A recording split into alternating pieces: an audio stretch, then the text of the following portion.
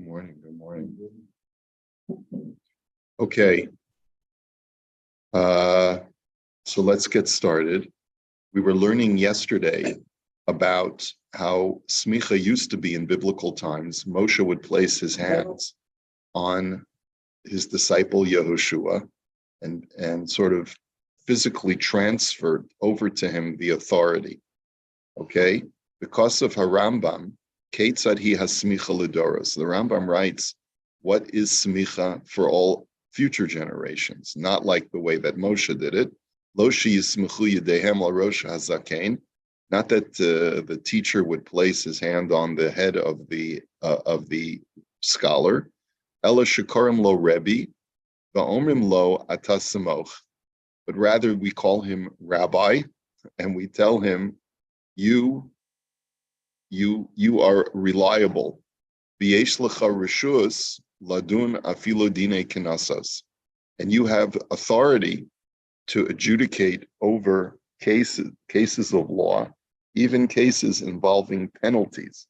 Because in other words, sometimes a penalty case requires the judge to impose, let's say, something that's beyond the letter of the law. The Harambam Sham Hosif the Yesh Lahem Lamanot Rak Misharoi L'chol Hadvarim. And the Rambam adds that the only person who should receive smicha is someone who is worthy of in all areas. Dahainu shuhu chacham mufla shera'ui laharot b'chol haTorah kula. Someone who is a wise man, incredibly wise, and is capable of ruling in all areas of Torah. And then they will give him smicha and permission to judge. And the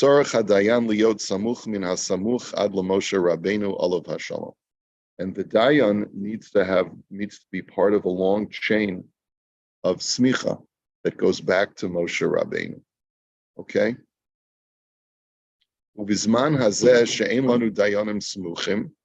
Now, that was in Talmudic times. Today, where we don't even have that, Amru Chazal, our sages tell us, Shahadayanim hayom danim b'shlichus shel hadayanim harishanim shayu smuchim Moshe Rabbeinu. Our sages tell us that judges today judge based upon the proxies of the original judges that had been part of a chain going back to Moshe Rabbeinu. B'chein pasak maran b'shulchan aruch shedanim rak b'dvarim hamitzuyim v'yesh bahem chisaron kis. And the Shulchan Aruch brings that we only adjudicate over cases that are common and involve financial loss. Kigon halvaos, yerushos, matanos, ksuvas, isho, uchedome. Such as cases where a loan was made and not paid back, laws of inheritance, laws of gifts, when there's a gift is contested, or the ketuva of a woman who wishes to collect her ketuva after a divorce or after a death, and the like. Aval sha'ar dinim she'ena mitzuyim tamid o she'en bahem chisaron kis.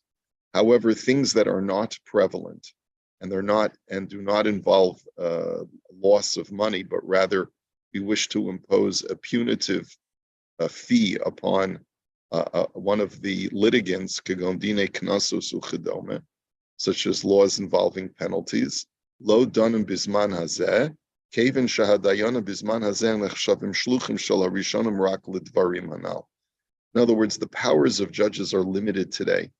They are not granted the same powers that the original judges were granted to preside over all cases of law, but rather they're limited to the common situations that arise in everyday living involving finance.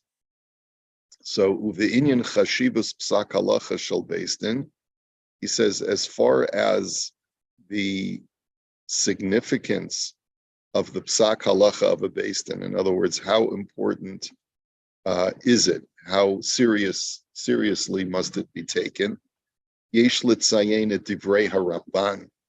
We should point out what the Ramban states. Shehe'arich levaer shekol ma shenifsak bebeis din haviki'ilu Hashem yitbarach ba'atzmo pasakein. He writes that anything that is paskened in a beis din should be viewed as if God has issued that psak, God himself. V'lachein haTorah kara'a leveistin Elohim. And it's for that reason that the judges are given the term Elohim. The Kamosha Kasuv Adho Elohim Yavo Devar Shenehem. That whenever there's a case of dispute between two parties, they should go to the Elohim. That's what the Torah says. Now, Elohim in that verse is not a name of God, but rather it's the word for judges. But why does the Torah use the very same word Elohim that is used for Hashem? Because judges are fulfilling the wishes of Hashem and the judgments of Hashem.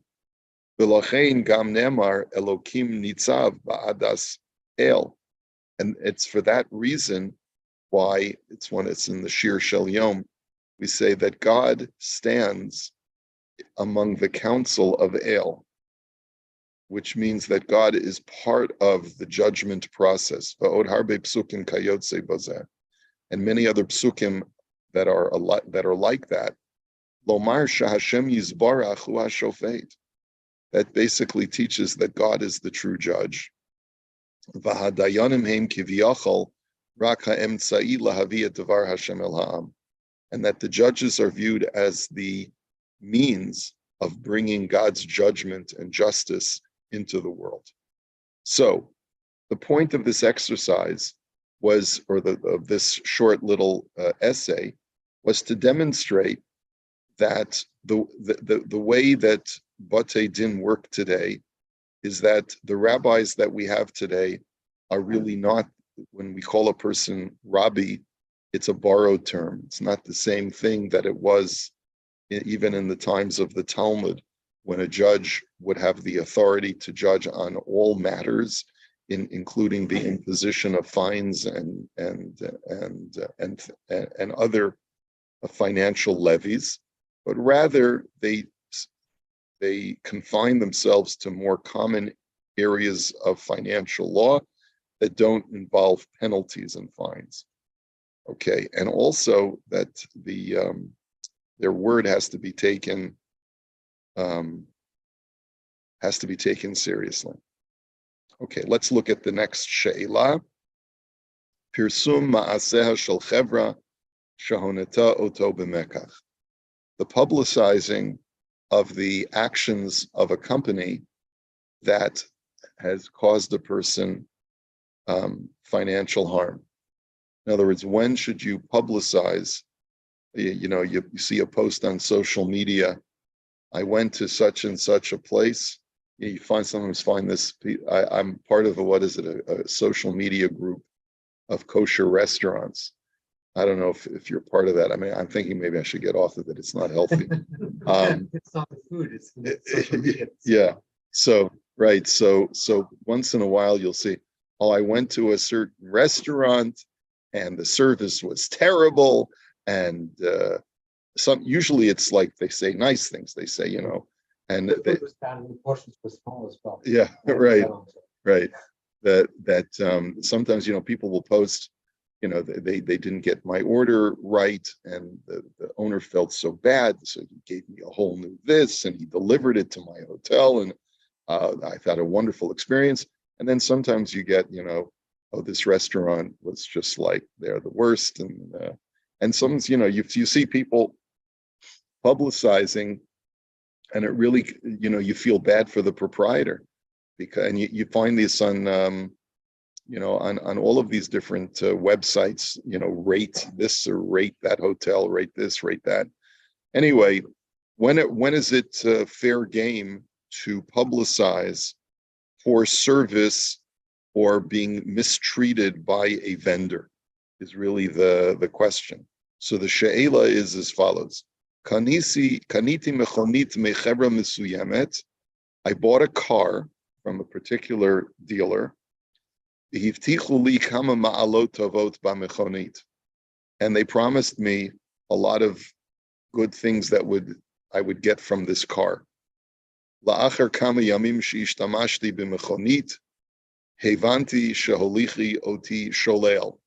that after I started using this car, after a few days, I realized they were taking me for a ride.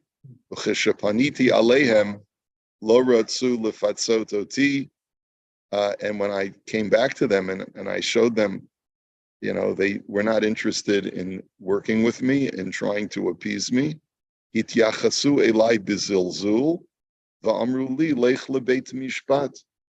And they weren't interested in giving me, in compromising, in trying to work things out. They said, you're not happy? Go to court. That's what they said.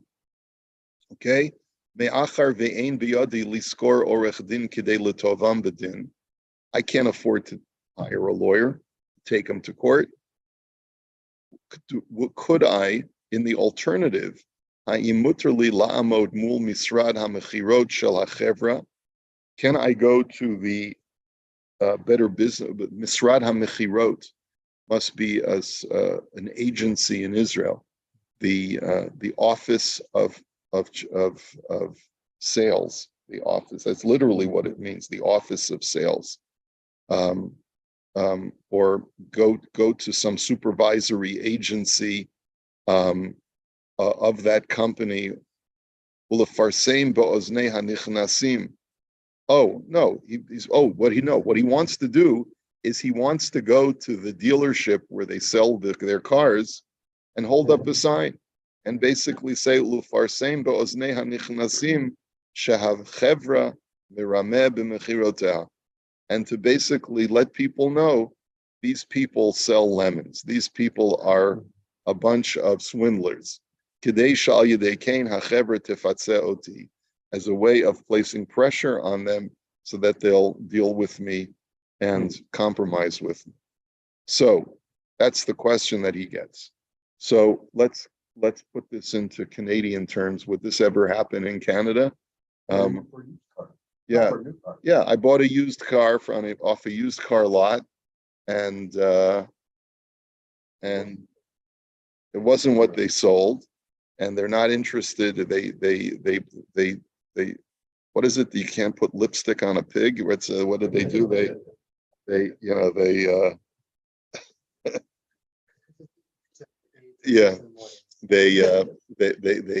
covered up the car, put new paint on it, and covered all the rust, and said it was it was original owner, and then they turned back the odometer and all this other shtick that they pulled.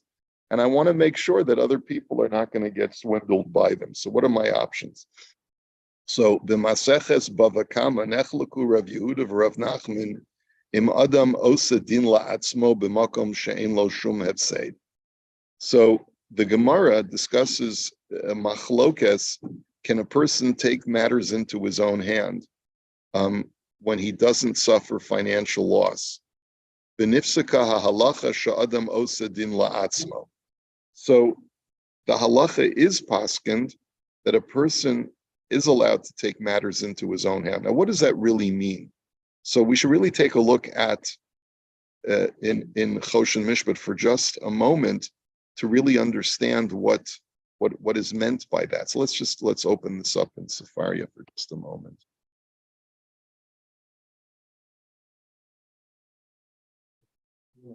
Sounds like you go to the court. Yeah. You can't afford to go to the court. Exactly.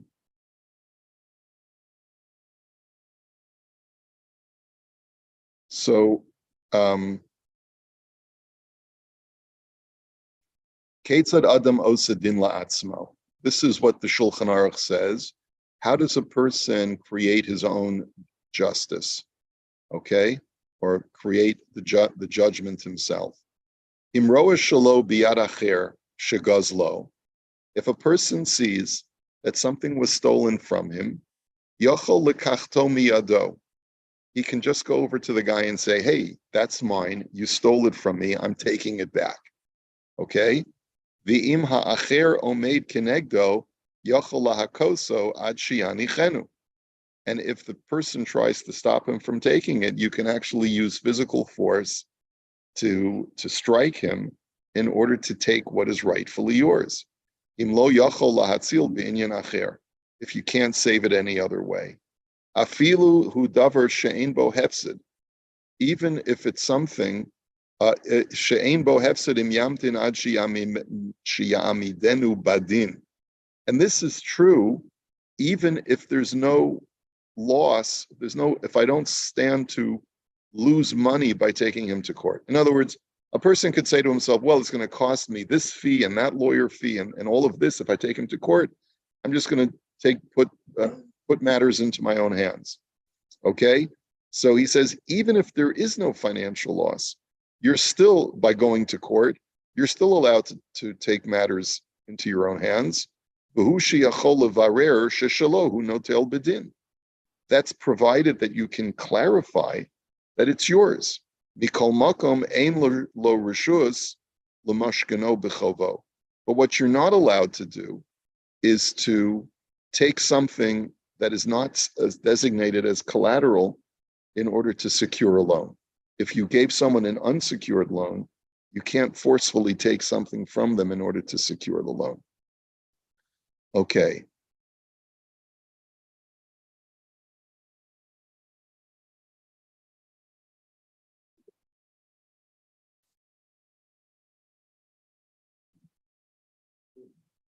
That's right. Those are two different things. So just getting back to this discussion over here. So what is he making reference to? That Sha'adam Osadin La'asmo, the Shulchan Aruch paskins, that a person is allowed to take matters into his own hand in order to collect what's rightfully his. Uvemakom sheyachol lihigarim lo hefsid, shetzarach lahotzi hotzos v'liskar orach dinu chedome, kuli alma modim shadam osadin la'atzmo. And in a situation where you're going to incur financial loss by taking him to court, everyone agrees that you're allowed to take the law into your own hands in order to save all of that hassle and expense by taking him to court. Ulefiza, lichaora, yesh lahatir lo la'asos din la'atzmo kevin sheyesh lo hepseid. And therefore, it would seem that a person could, let's say, bypass the courts, bypass the Beis Din, and basically do whatever he needs to do in order to put pressure on a company that has swindled him to sit down and work out something with him. But then he says, now hold on. Yesh lomar dechol ze davka lasos din la'atzmo b'koach chazroa. But the case that the Gemara and the Shulchan Aruch are addressing is to use physical force in order to take back what's yours. Aval kan shehu rotza la'amod mul hachanut misrdei hachevra u'lahotzi aleim shemra. But here you want to do something different. You want to stand in front of their store, in front of their office, and basically tell the public that these people are bad people. Mi omar shemutar. So can we still say that this is permitted? Mihi di'itchayvu lo mamon, aval mihi tirlo lahotzi aleim shemra. In other words, yes, it's true they owe you money. They've swindled you out of money by selling you a bad car. But does that automatically give you a right to besmirch their reputation to the public? Ve'ein lahavi raya lazeh mima shekatav hakneset hagdola b'shem shut haranach de'ein lacharfo ulagadfo kol shekain lahotzi alav shemet shel psul likroto mamzer imenu matzil et shelo al yedei kach ad kan devarav. He says there's a statement that is brought down in one of the tshuvas that says that you're not allowed to curse out a person and to call him names or to say that he has some kind of pesul, some kind of disqualification in his lineage, like say calling him a mamzer, unless he says, right, unless you're doing so in order to save something that belongs to you. So it sounds like from there that if you're doing it in order to get your money back, then it would be permitted.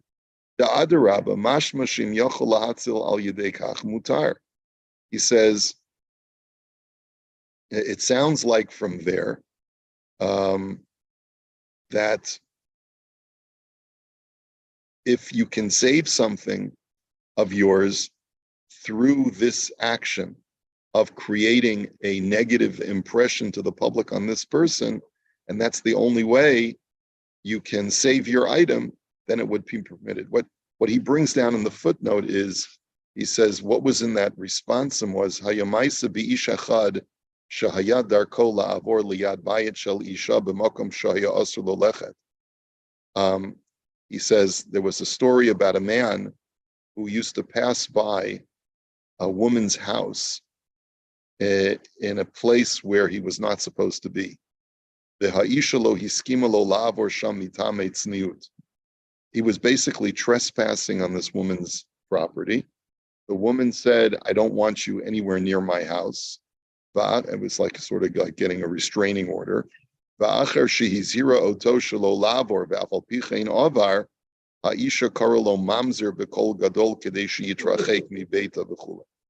woman started yelling, Mamzer, Mamzer, get away from me, right? In a loud voice. And the man was very offended, and he took this to this Rav, the Ra'anach. The Katav Ra'anach, the Yesh Litzadeit Shahaya Mutar La Likro Lokain, Kidin Avid Inishtin Lanavshe.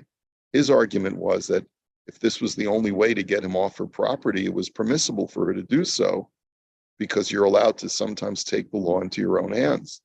And he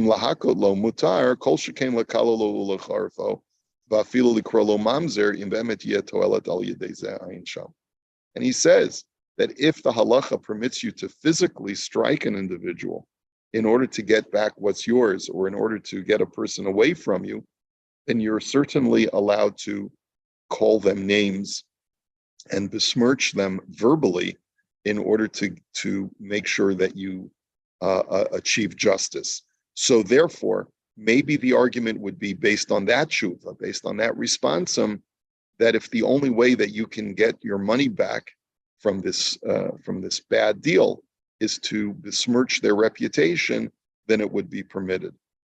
But he says, "V'yesh lahaviraya lahatir la'asot kach mima shematzinu b'gemara shahayu chachamim machrizin b'vate knesiyot u'vate midrashot al anashim mesuyamim."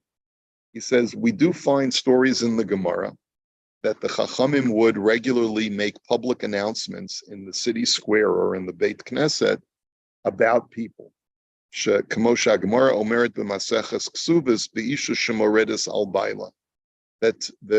sometimes they would make a public announcement. The Gemara talks about a case of a woman who basically left her husband and refused to come back home. And the Gemara calls that woman a moredes, where she's a rebellious wife, and she therefore forfeits her ksuva. Rabotenu nimnu shiyu machrizin aleha arba shabbatot zu achar zu b'vate knesiot. And the rabbis instituted basically a rule that in such a case, they would make a public announcement 4 weeks in a row in the shul, so that the word would get out that this woman is a moredes, so that should she take him to court with her ketubah, there's already a public record that she's not entitled to collect her ketubah. Dahainu b'makom shenimtzam sham kahal kadosh shebiyom Shabbos kulam boim lebeit hakneset. And the reason why you do that is because you want to make sure that the public knows about it. So you do it in a shul where you know that there's a large populace that attends. Va'asu kein kidei la'altza lachzor mima'aseh ha'ara'im. And part of the reason you do that is not only to prevent her from collecting the ketubah, but also to put pressure on her to go back home to her husband and to do the right thing. And even though this is a very personal matter, right? In other words, in the case over there, there's domestic disharmony in a marriage. The husband is crying, comes to the Rav and says, my wife, she left me. She doesn't want to live with me anymore. So the rabbi says, let me see what I can do. This would not work today. So it's like the rabbi gets up one Shabbos morning and says, Mr. and Mrs. Bernstein are having marital problems. We want everyone to know that Mrs. Bernstein is now living up in the cottage by herself, and we want her to come home. Mrs. Bernstein, come home, right? That's um, that's what they used to do. That's what they used to do. And it was a pressure tactic to get Mrs. Bernstein to come back to her husband. So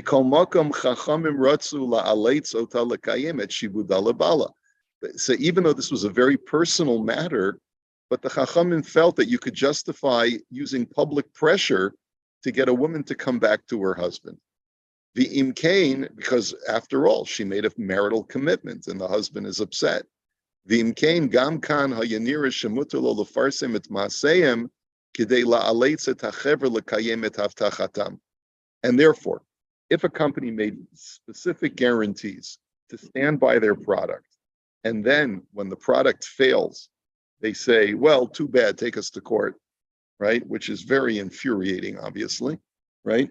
So it would seem that applying public pressure on a company by standing in front of their store with a sign or going on social media and saying these people are swindlers and I'm not going to stop talking about them until they do me right, would seem to be permissible based on this. He says, when I was younger, I was able to present another proof to this case from another Gemara in Ksuvis.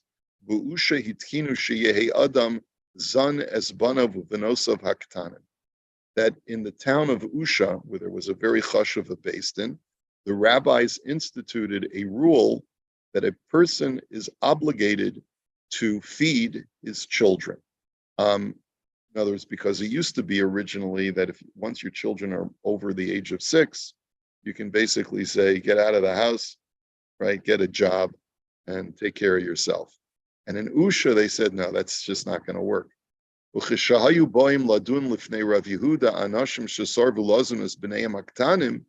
And so there were people who didn't want to comply with the ordinance. They didn't want to feed their kids. They said it's too much of a burden. Haya omer lahem ya'arod yolda va'avnei matya shadja.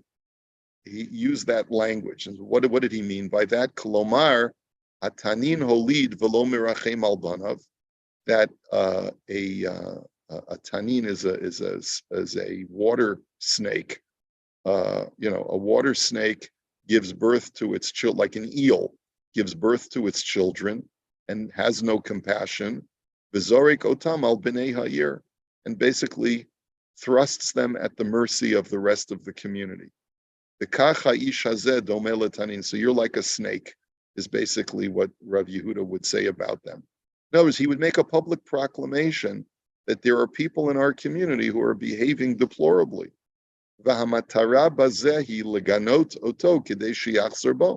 And he did so in order to put pressure on that individual or individuals in order to incentivize them to do the right thing.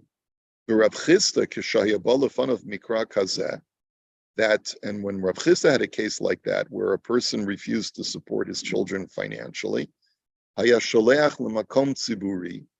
would send one of his students to a public area, like the public square,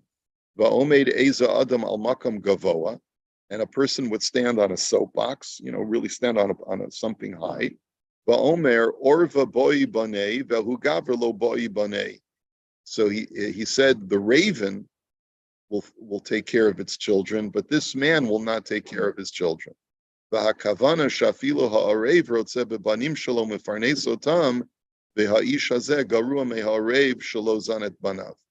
And basically saying that even though a raven is known as a dispassionate bird towards its chicks, but even a raven will at some point feed its chicks.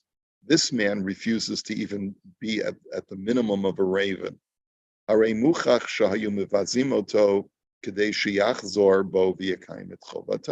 So you see from these examples in the Gemara that it is permitted to put public pressure on a person. So his concluding statement is, he says, Amnam kol ze b'tanai shehuvrar al yedei mumchim shehu tzodek b'ta'anato. But you have to verify that you are justified in your claim against this company, and you have to do so via experts. In other words, consult with a lawyer or someone who knows the law, and you show them the warranty that's on the product, and the warranty basically says that they will cover all defects for the first 6 months or whatever it is, and they're not standing by their promise. Avol kol od shelo huver b'vado shatzedik ito pashat shelo avid inish dina l'nafshe. But if you're not sure 100% that you are acting within the confines of on the side of right, because maybe they sold it to you without a warranty. Maybe, like sometimes the used car salesman will sell it as is. And if that's the case, then you don't have a case against them, and you can't protest against them because they told you at the very outset, look, we sell used cars and it looks good to us, but we can't guarantee it. And then 5 minutes after you take it off the lot, something breaks, right? So in that situation, it's not clear that you have a right to besmirch their reputation because they gave full disclosure that it's unwarranted. So you have to know for sure that your case is justified.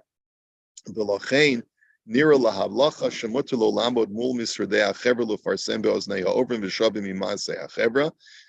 it would seem to me that it is permissible, according to halacha, to stand in front of their office, to let people know what horrible businessmen these are, to put pressure on them to give you your money back.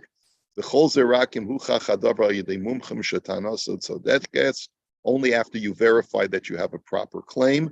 And